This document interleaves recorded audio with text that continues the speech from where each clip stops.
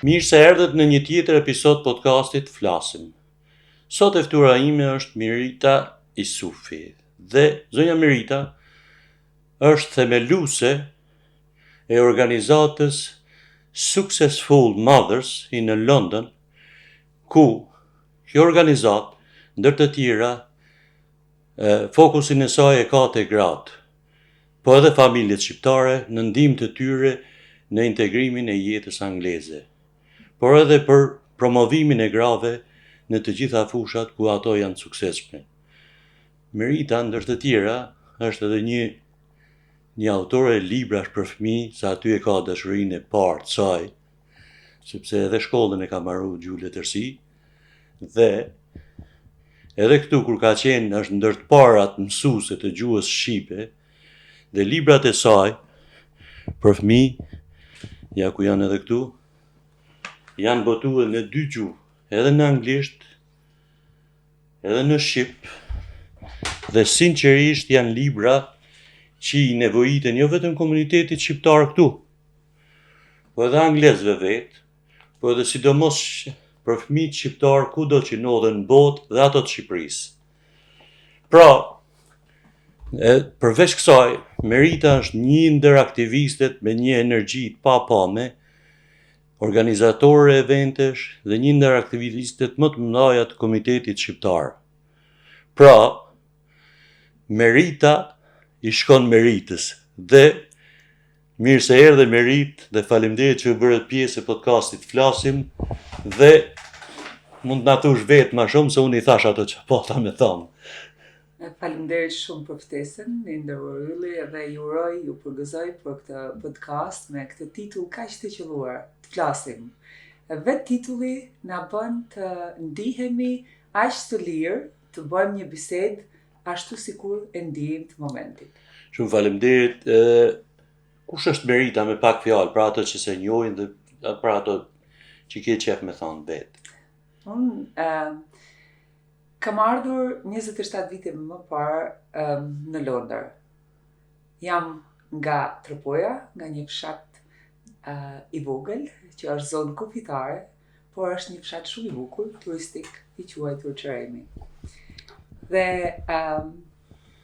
që nga momenti i parë që kam hyrë në këtë shtet, kam ardhur si një nënë e re, me vajzën e vogël që akoma nuk ishte mbushur 2 vjet, jam angazhuar në arsim. Aty kanë qenë fillimet e para, edhe pse pa e folur gjuhën. Aty u përqendrova që gjuhën ta mësoja bashkë me vajzën time, e cila sapo mësonte të fliste shqip, ndërkohë duhet ta mësonim anglishtën së bashku, gjithashtu.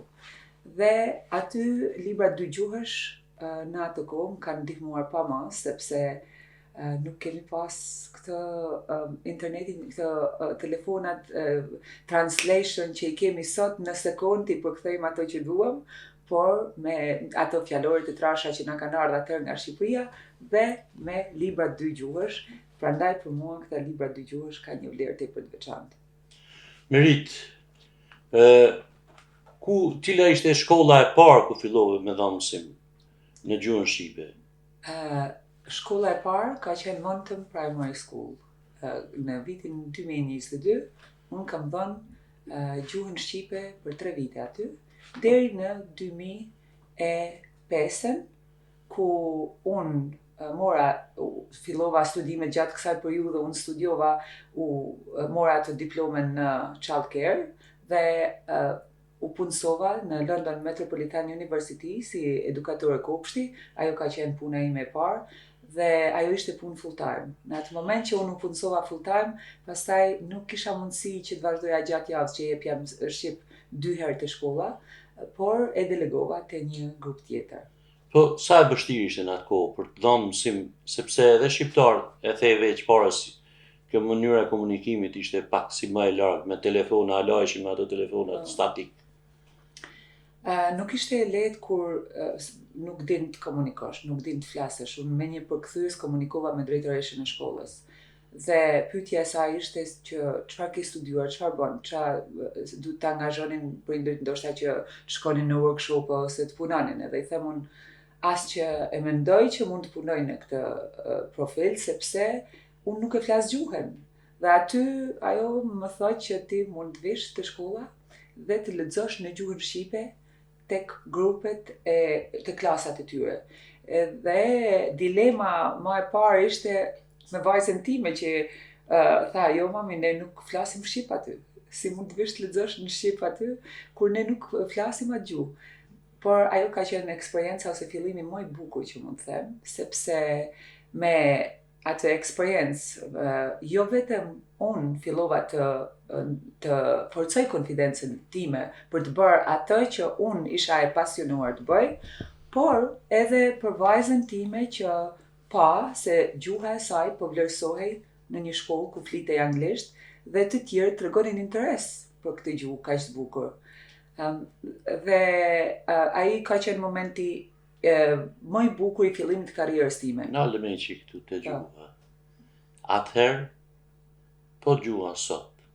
Si pas mendimin tëtë, si është, me thonë, mësimdhënia dhe gjuha e shqipe, si po ecën sot, kudo për shqiptarët në Angli?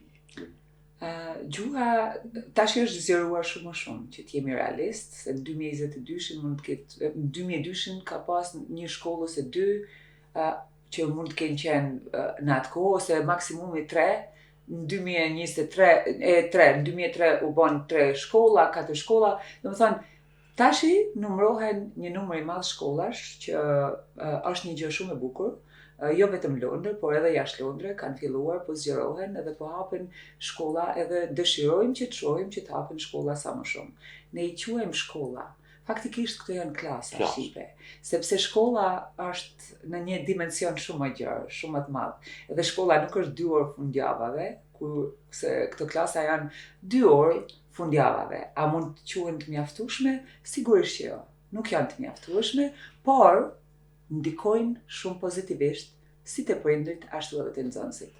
Duke idejt kësaj, a janë të angazhuar prindrit me pru fëmijët në për shkolla?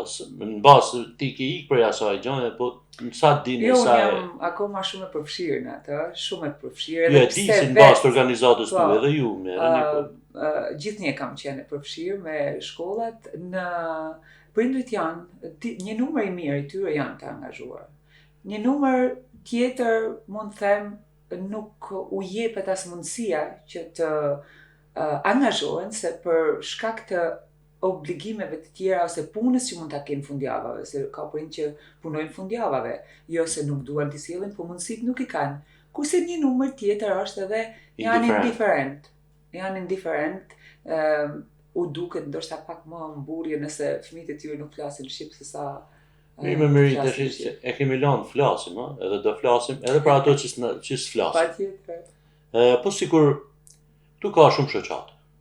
Tmerrsisht ka shoqata, edhe bravo ju qoftë, edhe jam shumë, unë personalisht jam shumë suportues.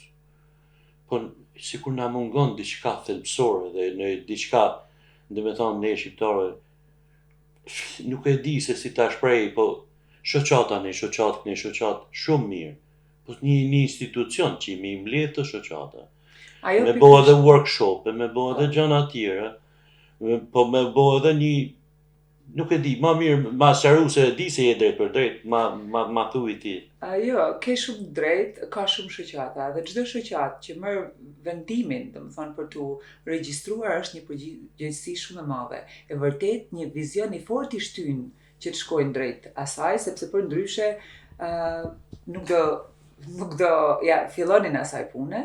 Gjatë rrugtimit, pastaj sigurisht që dalin shumë gjëra që nuk i kanë parashikuar dhe aty mvaret nga aftësia që kanë ata për të, ose ne të gjithë që kemi për të përballuar me situata të reja.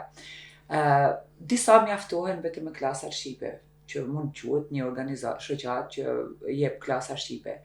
Ndonjë nga ato kanë workshope që i përmendet, por jo, numri shumë të tyre nuk kanë workshope. Dhe a janë të nevojshme këto workshope? Sigurisht që po. Janë të nevojshme, sepse janë të nevojshme për prindin. Që fëmia të jetë në ato klasa, prindi duhet të jetë i ndërgjegjshëm që fëmia duhet të jetë në ato klasa. Fëmia nuk do e marrë vendimin vetë që të vijë aty. është prindi ai që merr vendimet për fëmijët. Dhe kur ne jemi si prindër në një pozicion për të marrë vendimet për fëmijët tanë, ne duhet të mirë informohemi në mënyrën më të mirë të mundshme nga të gjitha drejtimet për sa i përket për të dhënë drejtim fëmijëve që po rrisim, fëmijëve që po edukojmë, që janë nën edukimin tonë. Dhe jemi sigurisht përgjegjës moral, ligjor, si do ta quash, derisa shkojnë në një moshë të caktuar. Dhe dëshiroj shumë që këto shoqata që hapen të kenë edhe kurse prindërimi, të kenë edhe workshope që i bëjnë të ndërgjegjshëm prindrit për situata ose për tema sociale që ata ndihen të lirshëm të ndajnë probleme sociale që hasin nga dita në ditë dhe nuk e ka një hapësirë ku mund shkojnë të diskutojnë me atë që e besojnë. Dhe ku më mirë se sa me dikë që flet gjuhën tënde, kush më mirë mund të kuptoj, ku ti ndihesh pjesë përkatësie e saj shoqate. E kujt do të jetë ajo? Përderisa ka një drejtues shqipfolës, është një përkatësi që i përket edhe personit që shkon në atë shoqatë. Shumë dakord. Prap duke nejtë këtu, po do flasim edhe pak për meritën. Këto librat, nga të erdhi kjo frymëzimi për me bon, sidomos këto libra, dhe ky besoj është libri i fundit që ka dalë. Ky është libri i fundit, po. Dhe mashallah që ka i madh. Ky E dashur nën, Dear Mother. Merita Jusufi, shumë bukur, bravo.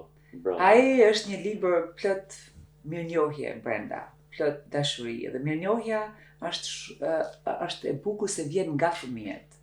Vjen nga fëmijët që u drejtohen nënave të tyre mes vizatimeve apo pikturave apo poezive apo eseve. Po ajo dëshira ka të lindi aty është problemi. Ju e prezantuat që në fillim unë jam themeluese e organizatës Successful Mothers. Dhe kur themelova këtë organizat, nuk u themelua aksidentalisht, por në bazë të eksperiencës time shumë vjeçare në shkollat angleze, duke takuar prindrit çdo ditë, që si në mjes, ashtu edhe mbasdite kur merrnin fëmijët nga shkolla, nga kopshti, por sidomos me nanat, sepse këta prindër, 85%, 90% e këtyre prindërve ishin nana. Dhe prindërimi është një fushë e gjarë që mund diskutojmë shumë gjarë për këtë pikë, po prindërimi është i dy prindërve, i nanave edhe i babave, por nuk për arsyet nga më të ndryshme, për arsye pune, nana përsëri shikohet, është edukatorja e parë e fëmijëve, por shikohet në shoqërinë tonë, shikohet si më e përgjegjshmja për fëmijët e tyre. Dhe sigurisht, jo vetëm nga ana natyrore që nana, sidomos vitin e parë, është personi i parë që shpenzon më shumë kohë me fëmijën e saj, por edhe më vonë, kur faktikisht të dy prindrit mund të kontribuojnë njësoj, nana është ajo që pritet të vazhdoj edukimin, të vazhdoj rritjen, të vazhdoj shërbimin ndaj fëmijës së saj.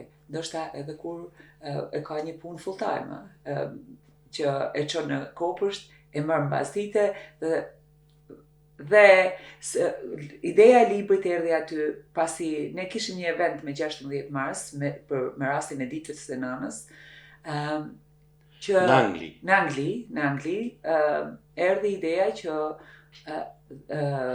fëmijët do flasin me gjuhën e tyre për të treguar atë që ndjejnë për nënën e tyre. Dhe kjo do ishte dhurata në Mother's Day. Nuk besoja se mund të ketë një dhuratë më të bukur për t'ua bërë nënave në ditën e nënës, sesa një përshkrim të tillë. Si e ka thënë Anita Taku, nëna emër më i dashur për mua. Pikërisht. Dhe shumë faleminderit edhe s'kishe si më shpjeguar për më mirë, po ky është edhe në anglisht. Shqip edhe anglisht. Edhe në anglisht. Si shkon, si jetën mirë? Është shumë, shiko, është gjëja më e bukur që... Ti bëjmë pak reklamë. Po, është gjëja më e bukur sepse ky ka qenë dhuratë për fëmijët, që fëmijët t'ua bënin dhuratë nënave tyre. Pra, libri i parë është dhuruar, aty janë 84 fëmijë, unë 85 ta që kam shkruar, aty në atë libër, po 84 janë fëmijë, nga mosha 5 deri në 35 vjeç. Në mosha të ndryshme, sepse donim të shikonin shkrimet, shprehjen e mirënjohjes të dashurisë në faza të ndryshme. Dhe mund them që kemi bërë një event këtu që u bë me 16 mars për ditën e nanës dhe një tjetër në Tiranë që u bë me 11 maj me fëmijët, sepse ky libër ka jo vetëm fëmijët që janë në Londër apo në Manchester, në Liverpool, në Birmingham, por ka edhe fëmijë nga trevat shqiptare, nga Shqipëria, Kosova, Maqedonia, Malizi. Dhe ajo ishte gjëja më e bukur, më befasuese për mua kur në tek liceu në qendër të Tiranës erdhen në sallën e teatrit që e kanë aty, u mbush salla me nëna, me prindër dhe me nxënës nga të gjitha trevat e Shqipërisë. Dhe ishte ditë e hënë. Nuk e mendoja kur që do bashkoheshin të gjitha ata.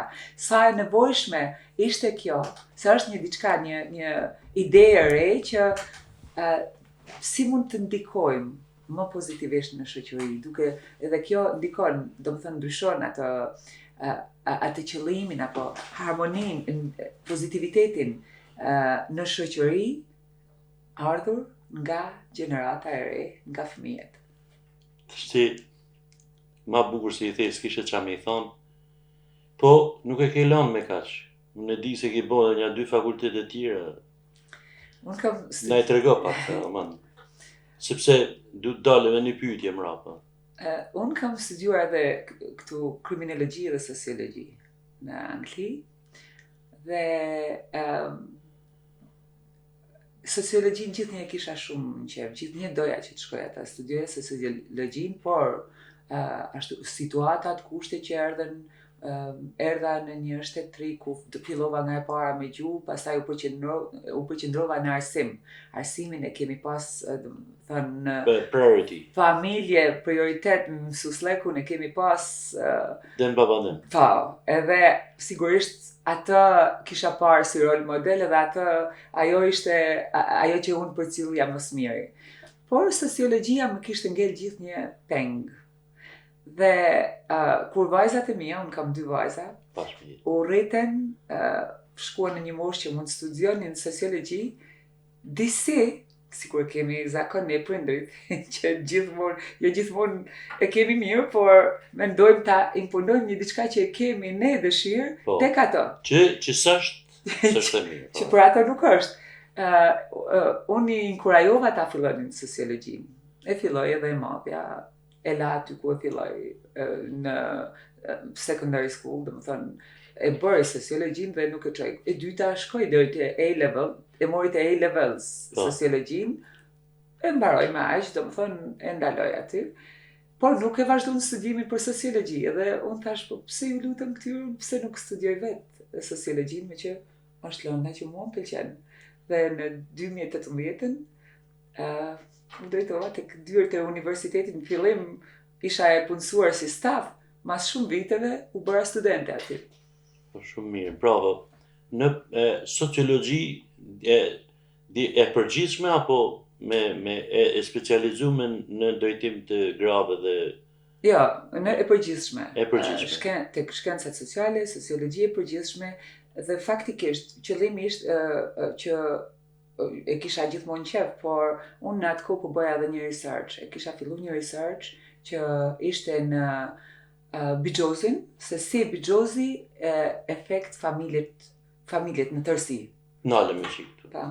Është një ndër plagët më të mëdhaja të emigracionit. Në përgjithësi. Në përgjithësi. Ka një ramje, të thëmun, këto kote e funë, nuk e di me statistika, po me sa di unë ti je ma specializuar në këtë fushë, edhe ke bo shkollën për këtë, na i thuj 2 gjana edhe qa duhet me bo ma mirë. Po, pikërisht. Ne, gjëja më e parë që duhet bëjmë të jemi, domethënë ta informojmë veten. Sepse unë researchin që e kam bërë, hulumtimin që kam bërë, që ka qenë hulumtim kualitativ, i thellë, domethënë me intervista, në përgjithësi të gjithë ato që biseduam në intervistë me ato, Këto shqiptarë. në përgjithësi shqiptarë, në përgjithësi shqiptarë. Shqetësimi i tyre ishte që vërtet të dashurit e tyre që mund të ishin partner burra apo edhe djem apo edhe vëllezër, shkonin punë, gjithnjë punonin, gjë në shtëpi nuk sjellnin, dhe këto nuk e dinin që ata ishin duke luajtur bixhoz. Dhe kjo ishte për mua, unë e gjeta shumë shokuese. Luajshin, po nuk e dishin si atë. Sepse bixhozi është një varësi shumë e fshehur, që të detyron të mos jesh vetja jote, do justifikohesh për ato që ke shpenzuar dhe nuk i ke sjellë në familje, do gjesh arsye nga më të ndryshme, se s'po e përmend, po, pikërisht, s'po e përmend atë gënjeshtrën, po ajo do. Jo, pse mos t'i përmend, do rresh, do bëhesh i keq, do humbë personalitetin. Edhe kjo ishte problemi që këto nuk e dinin se çfarë po ndodh, ato mund t'i mendonin shumë gjëra, shpeshherë nuk e dinin që ata derisa kishin shkuar në atë pikë që ata shisnin edhe shtëpitë e tyre dhe këto përfundonin në rrugë sepse nuk e dinin çfarë, këto mendonin se do blehet një shtëpi me ato parë që mund të ishin kursyer, po ajo nuk ndodhi kurrë, ato përfunduan. Duke i qëndruar kësaj, edhe asaj që ke volumtu dhe ke studiu për atë, a ka zgjidhje? Zgjidhje ka që të fillojmë sa më herët të flasim për këtë temë. Se shpesh këto mund quhen tabu, është turp, mos i fol, mos i diskuto, mos i përmend, sepse shoqëria të tjerë do na shohin ndryshe, do drejtojnë gishtin nga ne, është turp. Ne do mbrojmë atë që e duam shumë, por vërtet e ka humbur rrugën disi dhe për një arsye ose tjetër ka përfundu në atë shkallë. Dhe ne prap duam ta mbrojmë, duhet ta fshehim që mos ta tregojmë dhe kjo nuk ndihmon. Nuk ndihmon. Kjo e përkeqëson situatën. Këto po su falen, po su diskutuan, po su morën ndihma e duhur në kohën e duhur, do jetë shumë e vështirë, pastaj dëmtimet do jenë shumë të vështira, sepse dëmtimet pastaj nuk ngelen vetëm me personin që është i mbarur, por ndikojnë në familje dhe ndikojnë tek fëmijët, ndikojnë tek brezat që po rriten. Pra zgjidhja më kuptimplotë është kjo temë të hapet të diskutohet, të tregohet realiteti, të jemi sa më të sinqert me atë që po ndodh. Nëse janë harxuar, të tregohet eksakt aty ku janë harxuar. Me keqës para e thoshin dikur. Pa filtra. Pa filtra. Mirë Merit, po successful mothers. Çfarë do të thonë për atë që? Shpesh më drejtoheshin ose thonin që disa për shembull që dëshironin të afroheshin në platformë, sa të suksesshme duhet jemi ne që të jemi pjesë e Successful Mothers. Successful Mothers nuk është nuk ka nevojë të kesh diploma. Dhe si e përshkruaj unë suksesin? Successful, një nënë e suksesshme është kur ajo bën më të mirën për fëmijën e saj në situata që ajo është, por duke mos lënë veten e vet pasdore.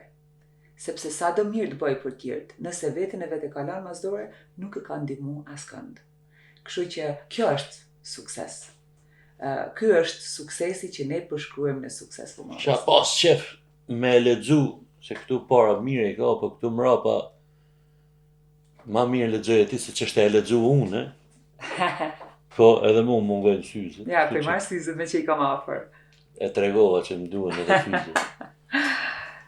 Këtu është faktikisht një thënie apo një shkrim i Donna Ashworth, është një shkrimtare skoceze, po që jeton në Angli, dhe është një ndër poetët më të mira që ajo mori hovë sidomos gjatë kohës së Covidit, sepse flet shumë për emocionet dhe për përshkrimin sidomos të kohës së Covidit, aty mori një hovë që është një ndër të preferuarat e mia gjithsesi. Dhe ajo kishte bërë një shkrim për nanën dhe më duk sikur duke menduar tek nëna ime, tek organizata, tek shumë nëna që njoh, tek vetja ime, më duk thënia më e bukur që unë e mbaj këtu, e mbaj më. Dhe mund ta lexoj nën.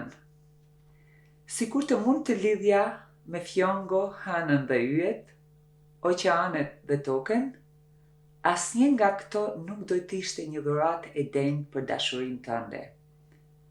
Nën, ti më ke dhënë fillimin më të mirë. Më ke bërë një shtëpi brenda zemrës tënde.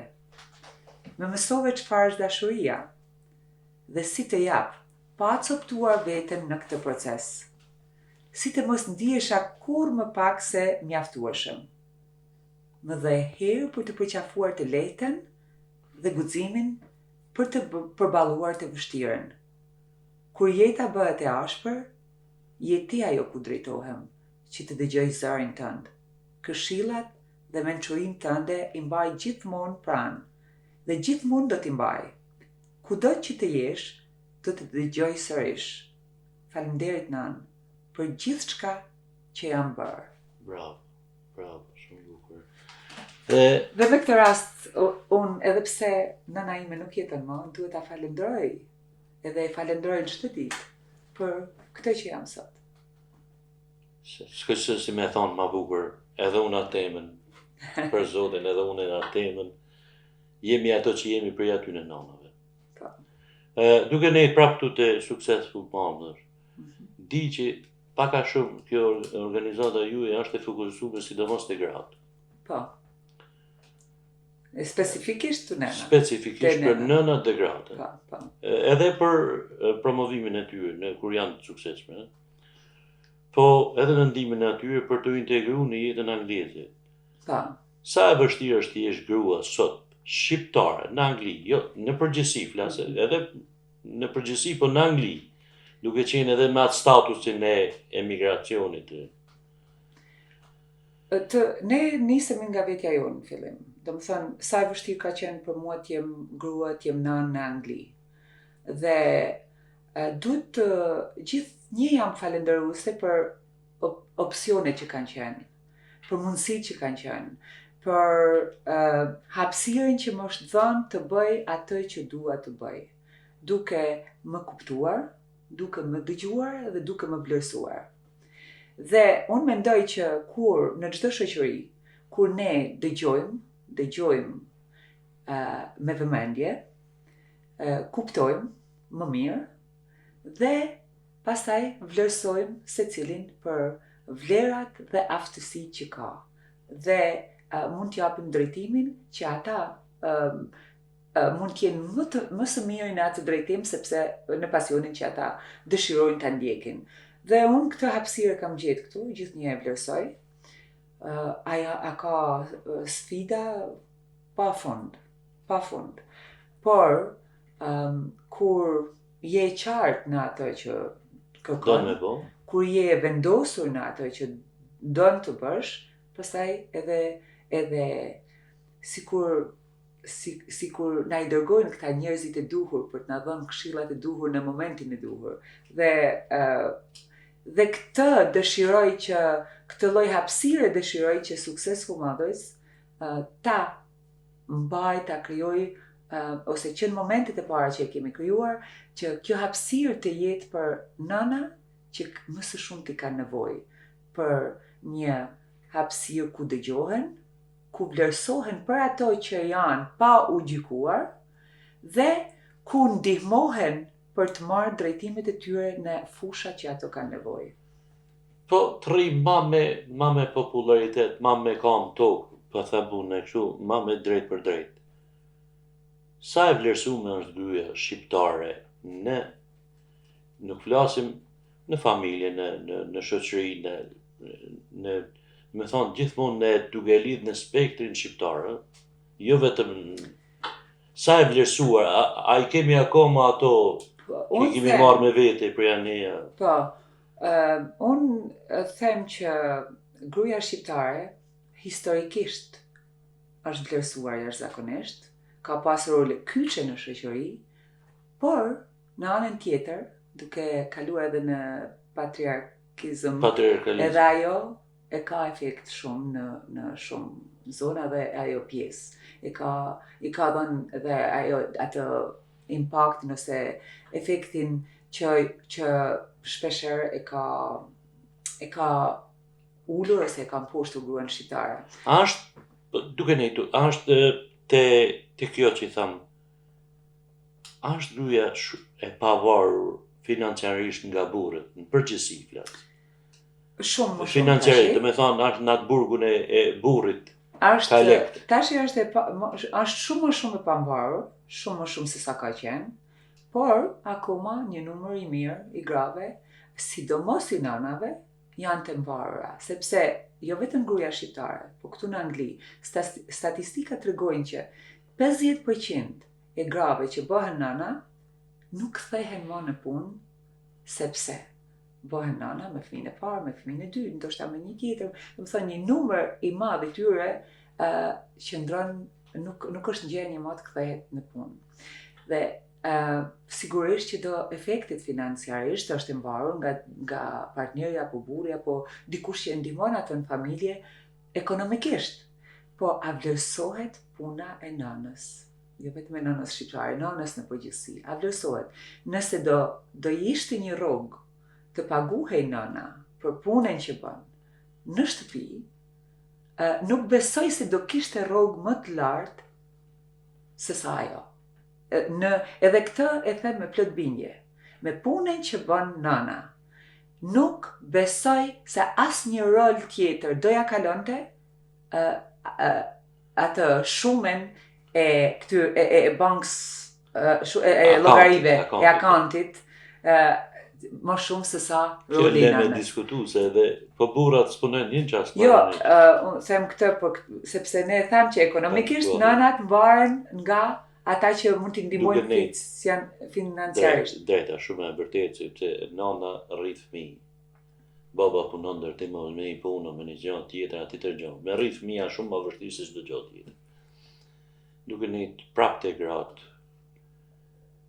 Pse gratë, ndoshta është mendimi im, pse gratë vazhdojnë të kenë frikë për ta ngrejnë zonën e vet? Po, kjo është pyetje me vend, është vërtet ka plot që vazhdojnë të kenë frikë për situata, për rrethonat nga më të ndryshme. Frikë në tojë zanë? Po, jo frikë edhe frikë. Nga rrethonat nga më të ndryshme. Njërë e para është financiare që e përmende. Ajo është një ndër këto, edhe ajo është komplet e mbarur. Nëse është komplet e mbarur, sigurisht që në situatat vështira ajo do e ketë shumë të vështirë të ngrejë zërin, sepse ndihet e mbarur. Pastaj ka rrethona tjera që sikur e përmendëm këtë para gjykimet, shoqëria, gjykimet. E ke dëgjuar këtë shprehjen që ai që tërreh të don. Unë e them që kjo është një ndër shprehjet më të gabuara që mund të ekzistojë jo në shoqërinë, vetëm në shoqërinë tonë, se mund të jetë në çdo lloj shoqërie. Kush të rreh nuk të don. Kush të rreh ka probleme. Gruaja është një e rritur që mund të gjejë një gjuhë të përbashkët me burrin e saj apo me partnerin e saj, dhe e drejta e njërit fillon aty ku mbaron e tjetrit. Pa u ndier se ti pa e shikuar gruan si një pronë tënde, sepse gruaja nuk është pronë. Kështu që unë e di se e ke shumë qef me pasion këtë rolin e gruas sepse punon për atë, po duke qëndru prapë kësaj, këto rrjetet sociale, apo të ndikojnë për mirë, apo për keq. Po të më pyesësh mua, ta ja përgjigjen, po unë edhe po të pyes ty. Po mirë, me që po më pyes. Unë po e them mendimin tim. Rrjetet sociale edhe zhvillimet që ndodhen me hovë, me shumë shpejtësi, që nga vitet, do më thënë, u ban 32, që nga vitet 2000, do më thënë pak që filluan me një hovë shumë të madh, sa të përgatitur i gjeten njerëzit në përgjithësi, që ti menaxhonin me sukses. disa që u trajnuan edhe mësuan që si do I përdornin këto në anë pozitive, domethënë për përfitimet të mira, jo vetëm të tyre personalisht, por të shoqërisë, I menaxhojnë shumë mirë. Por një numër shumë I madh edhe Këtu e kam të brezi ri më shumë, U të bën- vajzat e reja. po, edhe një numër shumë I madh u efektin sepse nuk u edukuan kur si të përdorin rrjetet sociale, prindërit ishin më të papërgatitur. Fëmijët u prezantuan me të në shkolla, fëmijët u mësuan shumë më shpejt të përdorin rrjetet sociale se sa prindërit, sepse shumë prindër nuk I dinin edhe I prisnin fëmijët që t'u tregonin atyre dhe këtu ishte një Disbalans. Po, shumë e madhe. Disbalans. Një Po kjo ka ndikim në shoqëri. Po patjetër, kjo ndikon sepse nëse ato nuk përdoren në mënyrë të shëndetshme, pasojat mund të jenë shumë të mëdha, shumë të rrezikshme. Nëse këto përdoren në mënyrë të shëndetshme dhe ashtu sikur duhet të përdoren, janë në një golden age që mund të përfitojnë në maksimum nga ato. Por është edhe një pjesë tjetër që me gjithë këto rrjetet sociale, me AI, me gjithë këto që ndodhen, këto zhvillime, ka informacion aq të pafundëm, sa edhe këta e kanë shumë të vështirë nëse nuk ndihmohen në drejtimin që duhet ndjekin, ose çfarë duhet të lajnë që nuk u vlen atyre dhe çfarë të zgjedhin. Disa e bajnë me shumë shkatësi, me shumë zotësi, dhe kemi një rini që nuk duhet të demoralizohemi sepse vërtet kemi një rini që po rritet shumë e zhvilluar, shumë e shpejt. Por rritet me rrjetet sociale, por emocionalisht nuk është aty ku ka qenë. Edhe po lihen mësimet. Po. Do të thonë, ai informacioni I gatshëm po vjen sikur mësimet pse lihen, nëse ne e vëmë re sa mesazhet na vijnë në email, në WhatsApp, në Messenger, edhe vëmendja, një e shkëputur e vëmendjes për një mesazh që mendon është sekonda, studimet tregojnë që bën 15 minuta tash për më u kthy mrapa aty ku ishe. Po sa mesazhet na vinë në sekonda, nëse ne japim vëmendje të gjitha këto mesazhe, ne nuk do arrijmë të kthehemi në taskën që kemi përpara. Do të thënë, do na zgjasi shumë për ta përfunduar ose për ta bërë. Dhe kjo jep një efekt, pra përqendrimi. Të rrim pak prapë te gratë, duke nejt prapë te gratë këtu, se më kam qef më marrë qik me këto. Gratë në atë moshën e karrierës, do me thonë në moshën e... A mos e lanë për karrierën, mos I lanë disa gjana masdore? Sigurisht. Për karrierën? Do me thonë, duke I hecë karrierës, po harrojnë karrierës se kanë edhe fëmijë, jo në atë kuptimin ekstrem, po sikur I ikin pa karrierës, do me thonë I kushtohen karrierës, më shumë duke e lanë. Një mendim. Ndoshta unë e kam pyetur shumë gabim. Jo, ke shumë drejt të pyesesh sepse sikur e tham, shoqëria e pret nënën që t'i bëjë gjitha. Nëna duhet të jetë në shtëpi të rrisin fëmijët. Dhe në momentin që nëna e vendos të ndjeki karrierën, pasionin që ka, ndoshta atë pasion ose atë karrierë që është shkolluar, ka diplomim mas diplomimi për të bërë atë shkollim, dhe sigurisht e ka aty brenda vetes që dëshiron ta ndjeki dhe merr vendimin që po do ndjek karrierën, normal që situatat në shtëpi do të lajë gap, do të lajë boshllëq. Do e lajë një gap, por këtë boshllëqe ta sillin. Sikur e diskutuam që prindërimi është pjesë të dyve, nuk është vetëm pjesë e nënës. Aty duhet të balancohet bashkë me partnerin, bashkë me burrin që jeton, se si do e zgjedhim këtë punë, do ndjek karrierën, të dy ta ndihmojmë njëri tjetrin që më së miri të vazhdojmë edhe karrierën edhe jetën familjare dhe të jetë sa më e shëndetshme. Ta japim vëmendjen edhe tek fëmijët tanë, sepse prioriteti gjithnjë do jetë fëmia, por edhe karrierën mos ta lëmë mbrapa. Sigurisht ngelen disa gjëra tjera më keq, por prioritet mund ta zgjedh për të dhënë karrierës, mund të jetë fëmia dhe karriera. Po, mirë, prap këtu e ka unë në gjithë këtë informacion, fluks, Po. shpesh herë ne shohim nëpër media, nëpër këto rrjetet sociale, që ndodh një ngjarje ka shi një gruaje. Po. Dhe atëherë turremi edhe e bëjmë, do me thonë, i hecim atij llafit vjetër që dija 3 ditë. Po prap harrohen këto, për shembull këto rastet makabre, kundrit. A është shoqëria jone e përgatitme, do me thonë, edhe ne këtu në Angli. A jemi të përgatitur, po mirë që jemi të përgatitur, po a jemi për momentin, apo duhet ta vazhdojmë? Si një mendim. Sepse ne folim vetëm në atë kohë që na ndodh, i ka fajet ky, i ka fajet ai, dhe atë vim mrapa tek edukimi që në moshat e reja. Tek marrëdhënia prind-fëmijë, e edukimi që bojnë prindrit si ndaj djalit, si ndaj vajzës, a edukohet vajza që të rregulloj, të bëj gjitha punët, të rregulloj shtratin edhe të vetin edhe të vllajt, apo vllai inkurajohet që ta rregulloj, djali inkurajohet ta rregulloj shtratin e vet, vajza ta rregulloj shtratin e vet. Djali ta laj pjatin ose ta rregulloj atë tavolinën ku ai po punon, njëjtën gjë të bëjë edhe vajza. Derisa kjo të balancohet, shoqëria do presi që kjo është detyrë, i ndan detyrat. Kjo është detyrë e nanës, e vajzës, kjo është e djalit. Kjo është e gruas, kjo është e burrit. Edhe vim tek komunikimi. Gjithnjë pastaj vim tek komunikimi.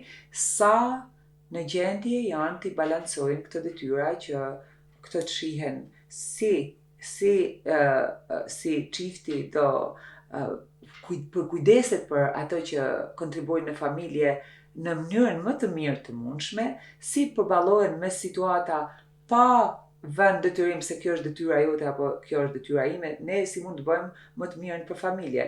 E kam dëgjuar shpesh, për shembull, nëse ndodh diçka me vajzën, direkt drejtohet gishti tek nana.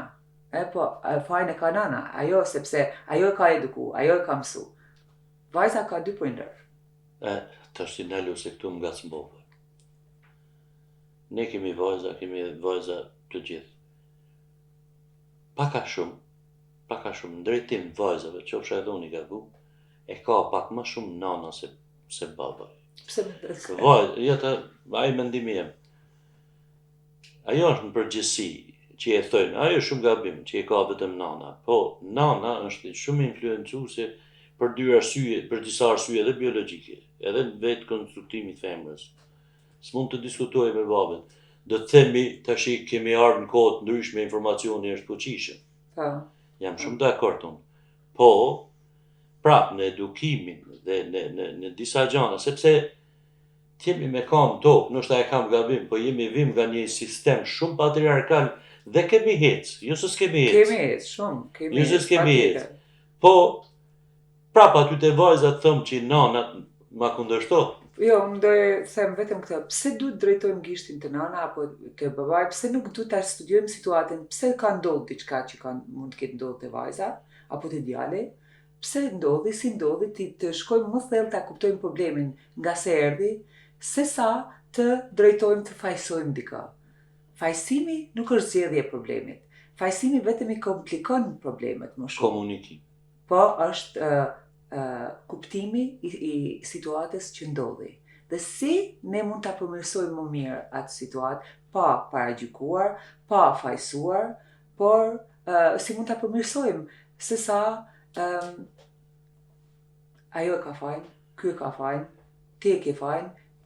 Jo. Për çfarë ndodhi? Cilat ishin rrethanat që vajza jonë u gjend në këtë situatë? Edhe si mund t'i kuptojmë që kjo mos ndodhi më. Për këto jena të folë dhe duhet me folë. Vërtet se këto janë probleme shumë thelbësore. Në familje sidomos, kjo drejtimi i gishtit, kjo ashtu.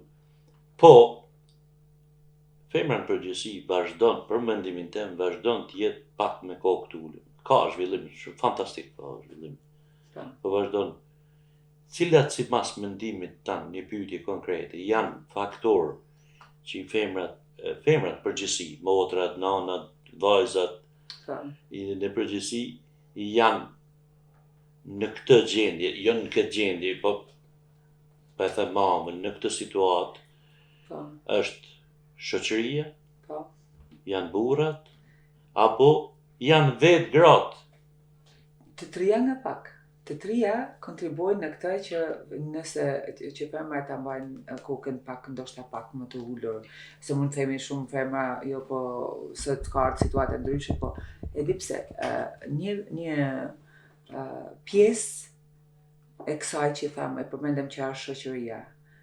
Nëse shikojmë rolet kyçe, jo vetëm në vendin tonë nga vim ne, por edhe në vendet më të zhvilluara, si kur është Londra, Anglia, apo Amerika, në vendet kyçe, akoma janë të punësuar, në rolet kryesore janë burra.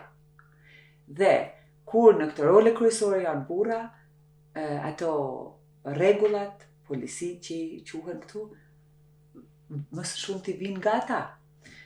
Prandaj, në këto role du t'jenë edhe nënat, sepse nëna do japi atë më të duhur, mendimin më të duhur se çfarë mendimi ose vendimi është i drejtë për një nënë që sakrifikon edhe fëmijën, edhe shtëpinë, edhe punën, edhe karrierën për të ecë.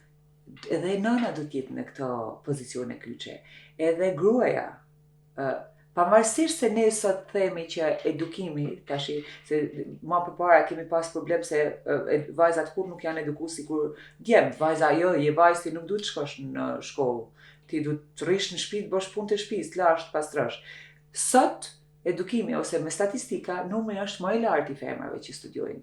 Por numri akoma është shumë më i vogël në rolet kyçe të shoqërisë, sepse dominon Mashkulli. po, dominon. Edhe përderisa kjo nuk balancohet, sigurisht do jenë këto disbalance edhe nëse si shihet gruaja apo se si ndihet gruaja. Pse është kjo lufta brenda llojit shumë e ashpër?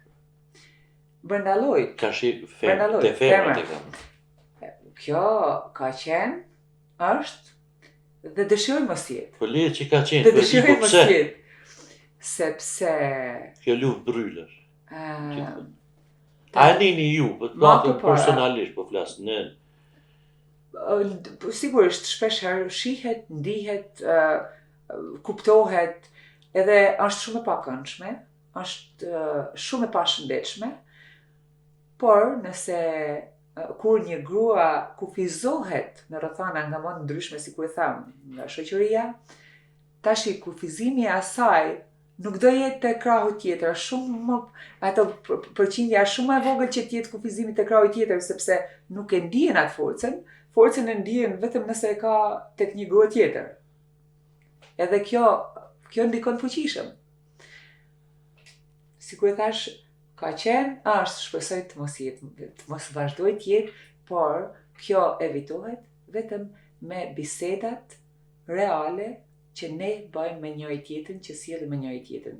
Dhe nëse do përmendja ta sjellja Successful Mothers në këtë pikë, ne kur kemi filluar me Successful Mothers, hapat e parë, kemi filluar me afternoon tea, çaj mbas ditës, ose kafja e mëngjesit. Nuk do thënim që ne do diskutojmë për këtë apo për këtë, gratë, nënat ishin të lirshme të diskutonin për ato përballeshin në moment. ka i shoqë edhe burrat. Me problemet që përballeshin, nëse janë përballë me ato probleme në situata të ndryshme në familje, nëse janë ndier të lira dhe kanë pas besimin e plot që ta shprehin, ta thonë, edhe kjo është e bukur që të thuhet për të ndryshuar. Nëse nuk thuhet, nuk do të ndryshohet. Dhe them që kjo ka qenë pjesa më e bukur, se kafja është droga e pranueshme në shoqërinë tonë. Kur themi ne do shkojmë për kafe, nuk ndodh që do shkojmë vetëm me pijat kafen. Është ana sociale më shumë se sa ajo kafja. Do hapim librin. Kafen e pim edhe në shtëpi, Do hapim librin. Po, librin e tema. Edhe ajo është më e bukura. Pra është drogë e pranueshme në shoqërinë edhe shumë e nevojshme. Merit lumt goja, faleminderit për këto. Pa një pyetje konkrete. Duke qenë gjithkohës në këtë aktivitetin e angazhuar me shkollat, po edhe me librin, këto kanë edhe një kosto. Sigurisht. Dhe kjo kosto, nuk po flas financiare, po edhe shigjeta, ka hatërmbetje, ka si mund të matush me dy fjalë. A ka pas kosto?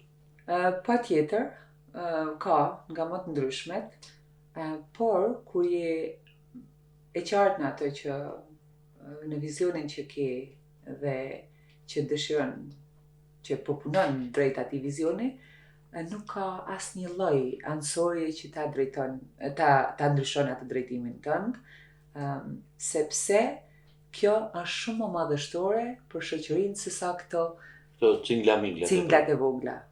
Janë shumë të vogla ato. Vizioni është shumë më i madh. Dhe një gjë nuk mundën të ndikojnë tek vizioni. Nëse të kujtohet ndonjë rast i veçantë që ka thonë Merita do t'i heci kësaj pune, se e nigjova edhe këtë, do me thonë një rast që t'ka me ty në menje, qoftë për mirë, qoftë edhe për jo i keq, po që ka ardhë natyrshëm i keq. Ne nëse e diskutojmë nga ana e përfitimit ton, përfitimin secili ka për vete. Por, unë do thoja që përfitimi më i madh edhe që të mbush shpirtin është kur një nën apo një grua vjen dhe të thotë që më ndryshove jetën, kam qenë në një pikë shumë të dobët të jetës time dhe jam përgjithmonë falenderuese që ishit aty për mua në momentet më të vështira. Që unë ju kishit durimin të më dëgjonit, më drejtuat aty ku ishte për të drejtuar dhe unë sot jam kjo që jam. Dhe gjithmonë këto mesazhe ne na rrisin dhe këto mesazhe na furnizojnë me atë energjinë që kjo duhet vazhdoj, se sikur të një person të bëjmë këtë ndryshim, ne qëllimin e kemi arritur. Pra asnjë shumë financiare nuk ka që e përmbush këtë më shumë se sa kjo. Kjo, nëse e përmendim anën financiare, ka plot që i kanë ato zerot në akant 6-7, ka plot. Po këtu ndihen bash. Dësha ta bësh atë pyetje, pse gratë e suksesshme janë pa lumtura? Në përgjithësi, duken, ndoshta bashkë në dukje kështu. Suksesi nuk është ajo që ne arrijmë. Suksesi është ajo që ne arrim të japim. Pas gjithë atyre arritjet i kemi për vete. Atë që arrim të japim dhe të ndikojmë pozitivisht në shoqëri, në familje, ai është suksesi. Para një jave isha në një event që ishte një speaker që ishte milioner dhe po diskutonte se si u bë i suksesshëm në sales, në shitje. Dhe tek dëgjoja, sa që unë kur fillova shitjet ose kur i delegova shitjet e një grup i punëtorëve që i kishte, ata nuk flisnin anglisht. Dhe ata shkonin në shtëpia, ku shkonin në zona të ndryshme që shisnin, dhe shitjet morën një havë, aq të mirë, aq të masa, dhe ju thash, por që në fillim, ju thash, sepse shitjet ishin të anglisht folësit. Mos folni anglisht, sa më pak anglishta, edhe shitjet kishin një shitje tjerë zakon. Të pamatur, do më thënë një numër i madh shitjesh. Pas 8 muajsh filluan këto shitje të ranë. Dhe kur analizuam situatën, pse ranë shitje, këta kishin fillu me mësu anglisht, edhe me fol anglisht me konsumerët, me klientat. Dhe më vrau aq shumë kjo gjë që në gjoha, sa nuk, do më thënë, duhet t'ja bëja një pyetje pa tjetër, sepse nuk me duke i drejt. Edhe i them që shitjet i keni bërë të këtë rriturit, apo jo? Apo. Ke pas sukses në shitje kur i ke porosit punëtorët tu të mos flasin anglisht, tek anglisht folësit, u ke dhënë një kontratë që është me shkrim shumë të vogël që aty ke lloje të ndryshme të njerëzve që nuk janë gjendje as ta lexojnë. Dhe kur ata nuk kuptuan, kishe shumë sukses. Kur punëtorët tuaj filluan me u shpjegu se çfarë janë këto, shitjet tuaj aran. Edhe për ty nuk ishte sukses kjo. Për ty e quajnë që nuk ishte sukses sepse shitjet ran. A të duket kjo e shëndetshme, a të duket kjo drejt, kjo që bën, këtë lloj shitjesh që bën, për interesin tënd personal, nëse unë duhet blej diçka, unë duhet të informohem sa më shumë për atë që unë paguaj. Apo jo. Pastaj vendimi është i imi. Jo tha se unë e di që ai është shumë i mirë, ai produkt është shumë i mirë dhe do ju bëj mirë dhe asnjë nuk e kthejnë se kanë drejt me kthy mrena 6 muajve. Ai llogarit që në anën tjetër ke njerëz që janë me nevoja speciale, nuk janë gjendje t'i sjellin, mund të jenë smur, nuk vinë dot t'i sjellin këto produkte mrapa, edhe detyrohen t'u ngelen nder. Vendimi është i atyre. Detyra jote është t'i informosh ata çfarë ju shet, kurse vendimi e blejnë apo se blejnë është i atyre.